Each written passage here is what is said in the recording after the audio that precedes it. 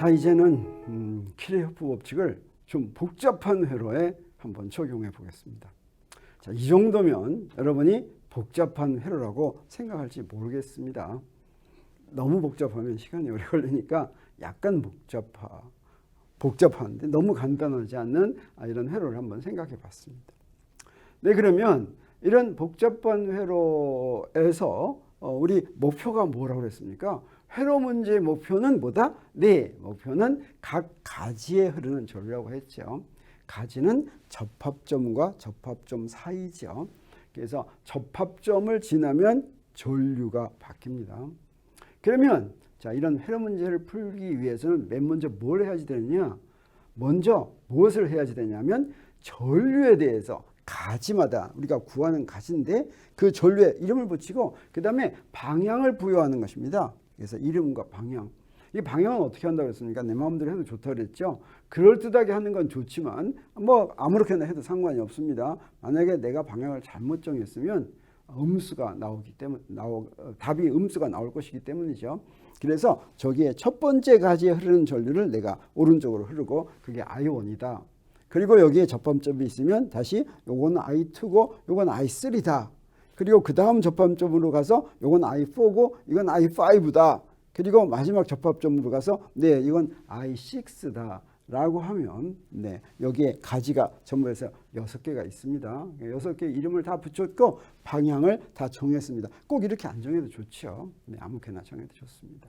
자, 그러면 우리 구할 건 뭐라고 그랬습니까? 키르호프 법칙을 적용해서 구하는 것은 마지막으로 무엇을 구하냐면 이 6개의 전류를 구한다고 했죠.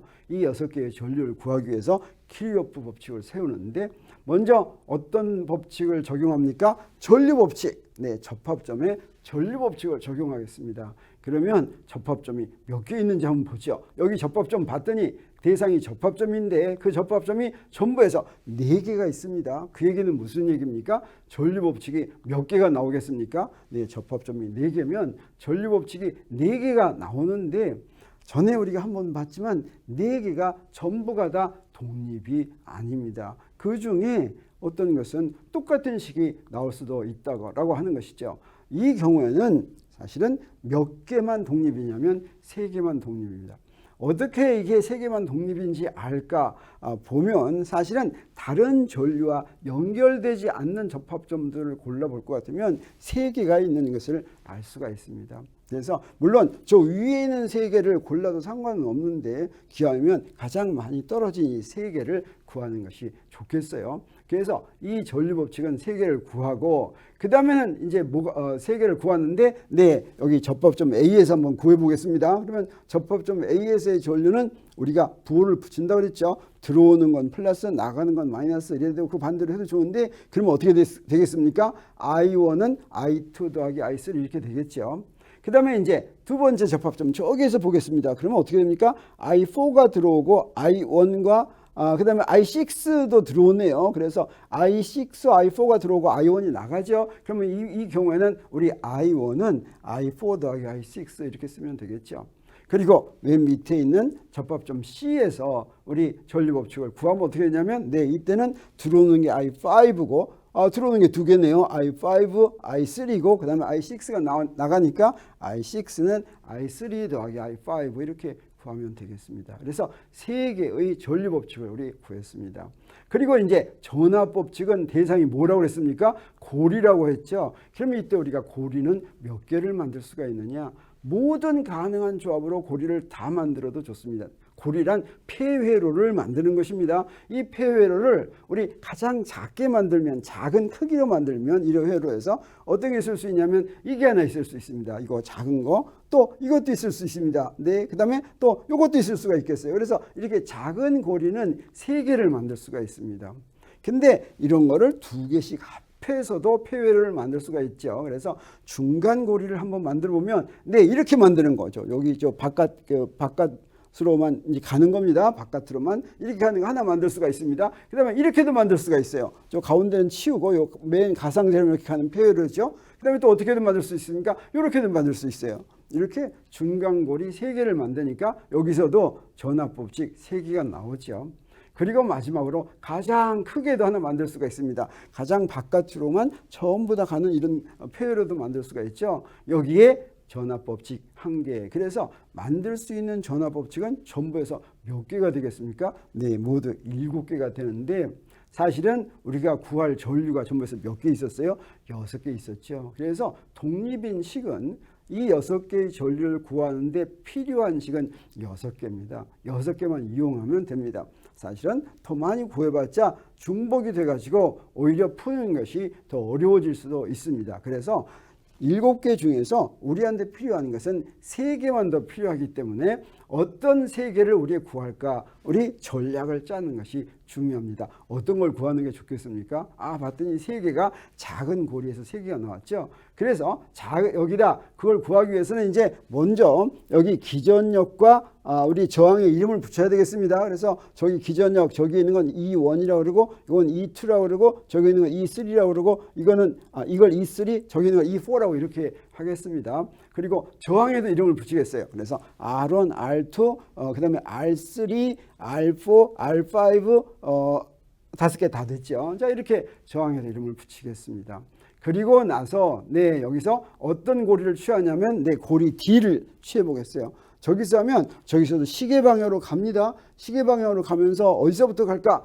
저 기전력 있는 데서부터 간다면 왼쪽 맨 위에 있는 모서리부터 가면 어떻게 되겠습니까? E1 막대기가 긴 쪽이니까 플러스 E1이죠. 그 다음에 밑으로 내려오는데 전류 방향으로 I2, R2가 지나가죠. 그래서 빼기 I2, R2가 됩니다. 또 저기도 전류 방향으로 지나가죠. 그래서 I4, R4 빼기가 되겠어요. 그리고 저 오른쪽, 맨 왼쪽도 어때요? 전류 방향으로 지나가네요. 그래서 마이너스 I1, R1 이렇게 되겠습니다. 그래서 제자리로 돌아가면 0. 이것이 고리 D에 대한 전압법칙 하나가 나왔습니다.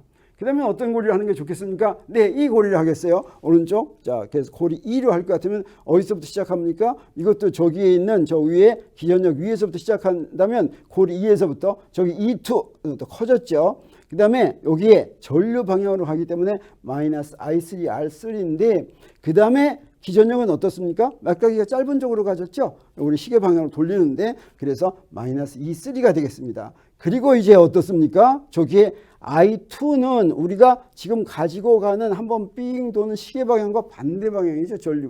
전류가 이렇게 반대 방향으로 흐르고 있으면 어떻게 돼요? 우리가 지나가는 방향으로 전위가 오히려 높아지죠. 그래서 여기는 I2, R2 이렇게 됐습니다. 그래서 0 이렇게 됐어요. 그리고 마지막으로 이 고리 F에서 우리 구하겠습니다. 고리 F에서는 저 왼쪽 아래 모서리부터 시작한다고 하면 저기서 아니요. 위쪽 모서리부터 시작했네요. 위쪽 모서리부터 시작하면 플러스 E3가 됐죠. 그리고 나서 이게 전류 쪽으로 R5를 지나가니까 I6, R5 이렇게 됐습니다. 그리고 어떻게 됐어요?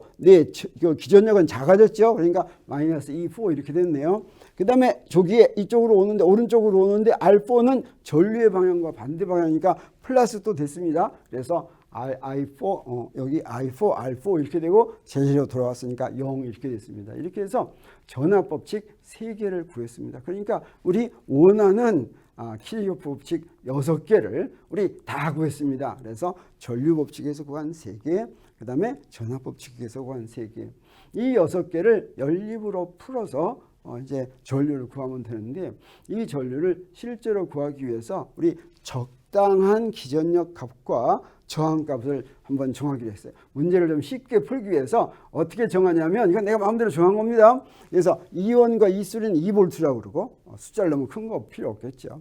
그리고 E2하고 E4를 1V라고 그랬어요. 그 다음에 저항은 전부 다 1ohm이라고 이렇게 정했습니다. 그러면 6개의 식이 어떻게 간단해지냐면 여기서 이렇게 원래 전류에 대한 식은 그대로 있고 전압 법칙은 여기다가 기전력과 저항에다 숫자를 집어넣었어요. 숫자를 집어넣었더니 저기서 기전력에 대해서는 E-1이 나오고 자 이렇게 됐습니다. 이거 가지고 이 식을 보고서 6개를 풀어야 되는데 이런 연립방정식은 사실은 풀기가 그렇게 간단하진 않죠. 더구나 식이 6개나 되니까 굉장히 복잡하겠죠. 이것을 체계적으로 풀려면 어떻게 하면 되냐?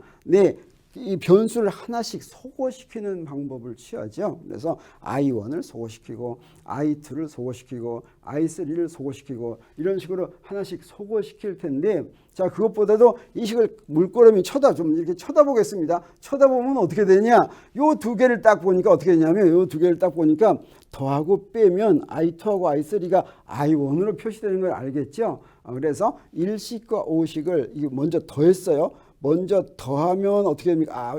I2를 먼저 구하려면 빼야 되겠네. 1식에서 5식을 뺄 것 같으면 I2가 나오죠. I2가 I1 더하기 2분의 1, I1 더하기 2분의 1 이렇게 됐습니다.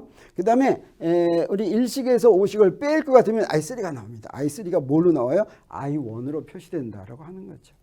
그리고 또 가만히 물끄러미 보니까 또 무슨 좋은 일이 있습니까? 이제 I1으로 표시하기 시작했으니까 다른 것들도 다 I1으로 먼저 표시하면 좋겠는데, 2식과 6식이 아주 좋죠. 그래서 2식과 6식도 두 개를 빼야지 되겠죠. 빼니까 I4가 됐죠. I4가 나옵니다. 그 다음에 더하면 I6가 이렇게 나오죠. 그래서 네, 여기서 I4하고 I6가 나왔으니까 그 다음에 이제 4식을 봅니다. 4식을 보면 여기에 2하고 4가 있는데, 이 2하고 4 값을 I1만으로 대입을 시키면 I1 값이 나오겠어요. 여기다 대입을 했어요. 대입을 했더니 어떻게 됩니까? 네, 여기 대입하니까 바로 I1이 1A다라고 하는 것을 알았습니다. I1이 1A인 걸 알면, 네, 그러면 이제 그다음부터 이제 쉽겠어요. 이 I1이 1A니까 저 7식에서부터 I1에다 대입만 하면 뭐가 나옵니까? I2는 1A가 나오네요. 그 다음에 7식을 이용할 것 같으니까, 네, 여기도 1A를 대입하니까 I3는 뭐가 나왔어요? 0A가 나왔네요. 네, 그리고 네, 9번식에서 I4는 어떻게 됐어요? I4도 0A가 나왔네요. 네, 그리고 이제 10식에서 볼 것 같으면 10식 여기 있어요. 10식에 I1 대입했더니 I6는 1A가 나왔습니다. 아직 못 구한 게 뭐가 있습니까? 아직 못 구한 거 마지막 식 저거 하나 이용하면 되겠죠. 저기 I4, I5 하나 남고 I3하고 I6를 알았으니까 거기다 대입했어요. 그랬더니 I5도 1A가 되는 것을 알았습니다.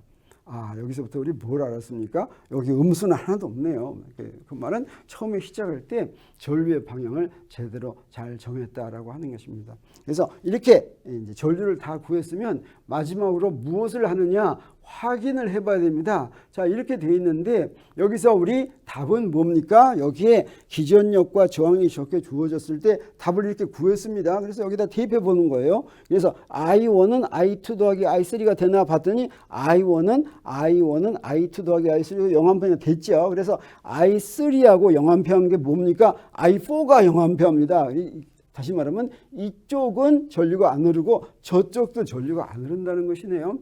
가만히 보니까 어떻게 해서 그렇게 되냐면, 이쪽은 전류가 안 흘러야지 E2가 얼마입니까? E2가 1V죠. 1V. 자, 근데 E3는 얼마입니까? E3는 2V인데 여기서 1V가 내려와야 되죠. 그래서 I2가 1V가 I2, R2가 1V가 되네요. 그래서 여기서 1V가 내려오면 여기 2V하고 합해져 가지고 이쪽하고 요 두 양쪽 점이 전위차가 같아야 된다는 게 성립하죠.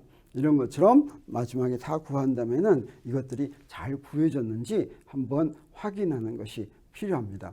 그래서 네, 굉장히 복잡한 것 같지만 또 물론 여기에 기전력값과 저항값을 간단한 것을 대입해서 비교적 간단하게 우리가 풀이를 구했지만, 우리 키르호프 법칙을 적용을 해서 전류를 다 구할 수 있다고 하는 것을 우리 한번 실제로 계산해서 확인해 봤습니다.